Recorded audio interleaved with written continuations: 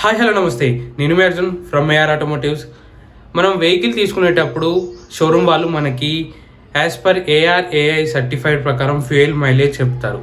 అసలు ఏఆర్ఏఐ అంటే ఏమిటి, ఏఆర్ఏఐ వెహికల్స్ ఎలా టెస్ట్ చేశారు, ఏఆర్ఏఐ ఎస్టాబ్లిష్ ఎప్పుడైంది, ఏఆర్ఏఐ అనేది ఎందుకు చేశారు, దానివల్ల యూజ్ ఉందా, అది ఒక గవర్నమెంట్ ప్రకారమేనా అని ఇప్పుడు తెలుసుకుందాం. అంతకంటే ముందు కొత్తగా చూస్తున్న వాళ్ళు నా ఛానల్ని సబ్స్క్రైబ్ చేయండి, కొంచెం లైక్ చేయండి, షేర్ చేయండి, సబ్స్క్రైబ్ చేయండి. Thank you. ఏఆర్ఏఐ అంటే automotive research association of India.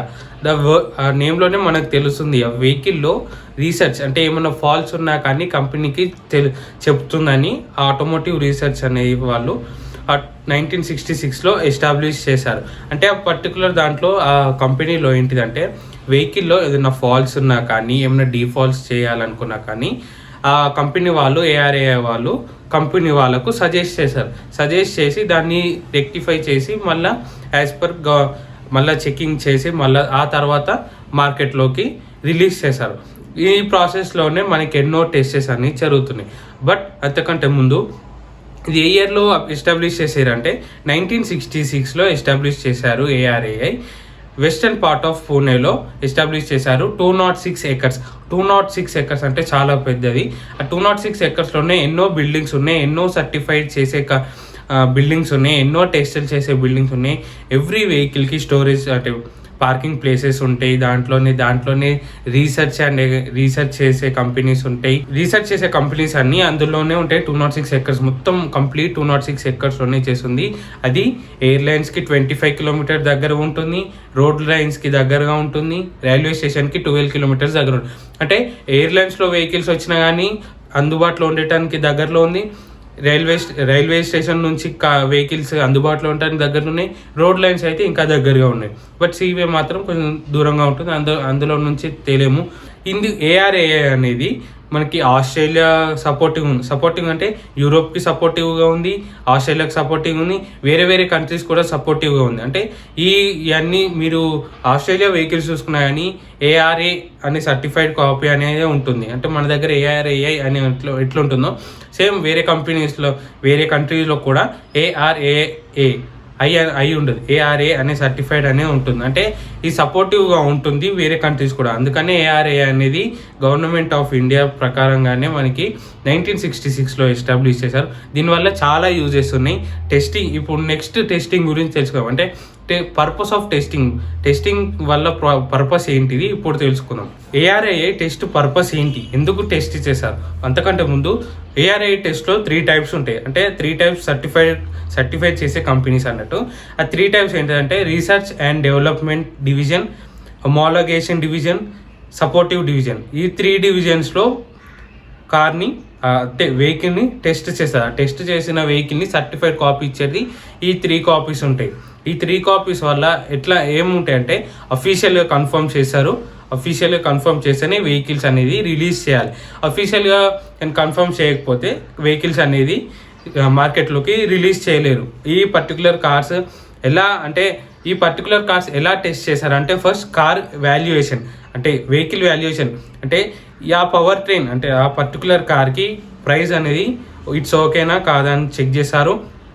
Second emission certification, third safety, fourth electronic gadgets, fifth structural dynamics అంటే ఏరోడైనామిక్స్ ఉంటుంది, మనకి డ్రైవింగ్ చేసే డైనామిక్స్ అనేది ఉంటుంది. ఏరోడైనామిక్స్ కూడా పర్టికులర్ సెట్ అయితేనే సర్టిఫైడ్ కాపీ అనేది వస్తుంది. సిక్స్త్ పవర్ ట్రైన్ అంటే ఇంజన్ కూడా చాలా బాగుందా బాగాలేదా, పికప్ ఎలా ఉంది, దాన్ని డైనామిక్స్ అంటారు. 7 కంప్యూటర్ ఎయిడెడ్ టెక్నాలజీ అంటే పర్టికులర్ వెహికల్ ఎలా పర్ఫామ్ చేస్తుంది, engine time to time work చేస్తుందా లేదా, ఎలా వర్క్ చేస్తుంది అనేది కంప్యూటర్ ఎయిడెడ్ టెక్నాలజీ అంటారు. అది సిస్టంలో అంటే ఇప్పుడు BS4 BS6 ఎమిషన్ ప్రకారం వచ్చింది కాబట్టి అది ఓన్లీ ఎలక్ట్రానిక్ కంట్రోల్ మాడ్యూల్ తోటే ఎక్కువ వర్క్ అవుతుంది. ఏది ఇంజన్ కానీ ఏదైనా ఎలక్ట్రానిక్ గ్యాడ్జెట్స్ కానీ ఏది ఉన్నా ఇన్స్ట్రుమెంట్ క్లస్టర్లో మనకి ఆ BS6 ఎమిషన్స్ ప్రకారంగా ఆ ఇన్స్ట్రుమెంట్ క్లస్టర్లో సైన్స్ అనేవి చూపిస్తుంది. ఆ సైన్స్ చూపించాలంటే ఎలక్ట్రానిక్ కంట్రోల్ మాడ్యూల్ వర్క్ చేయాలంటే కంప్యూటర్ ఎయిడెడ్ టెక్నాలజీ అనేది యూజ్ చేస్తారు. ఈ 7 టెస్ట్ చేస్తేనే research and development division, homologation division, supportive division ఈ 3 సర్టిఫైడ్ కాపీస్ ఇస్తేనే మార్కెట్లోకి కార్ రిలీజ్ చేయాలి, లేదంటే రిలీజ్ చేయలేము. ఈ పర్టికులర్ 7 పాయింట్స్ ఏవైతే చెప్పానో అవి మీట్ అయితేనే, అంటే పర్టికులర్ దానికి వెహికల్కి ఆ పాయింట్స్కి ఈక్వల్ ఉంటేనే వెహికల్ అనేది రిలీజ్ చేశారు మార్కెట్లోకి. నెక్స్ట్ క్వశ్చన్ ఏంటిదంటే ఈ వెహికల్స్ని ఎలా టెస్ట్ చేశారు? వెహికల్స్ ఎలా టెస్ట్ చేశారంటే కంపెనీలో ప్రైవేట్ సెక్టార్ అనేది ఉంటుంది. ప్రైవేట్ సెక్టార్లో డైనామోమీటర్ టెస్ట్ అనేది చేశారు వెహికల్స్కి. ఈ డైనామోమీటర్ టెస్ట్ అంటే ఇప్పుడు ఇమేజ్ కనిపిస్తుంది, అదే ఇమేజ్ అంటే కార్ పర్టికులర్గా స్టేబుల్గా ఉంటుంది, ఓన్లీ కింద రోల్స్ మాత్రం తిరుగుతాయి. అట్లా చెక్ చేస్తే స్టేబుల్గా ఉందా లేదా తెలుస్తుంది. ఓన్లీ ఇంజన్ ఆన్ ఉంటుంది, ఆ వెహికల్లో డ్రైవర్ అనేది ఉంటాడు. ఆ డ్రైవర్ ఇన్పుట్స్ ఇస్తే, అంటే యాక్సలేషన్ ఇస్తే రోల్స్ తిరిగి టైర్స్ కూడా తిరుగుతాయి. టైర్స్ తిరుగుతూనే రోల్స్ తిరుగుతాయి. అంటే కార్ అక్కడనే ఉండి ఓన్లీ టైర్స్ తిరుగుతాయి.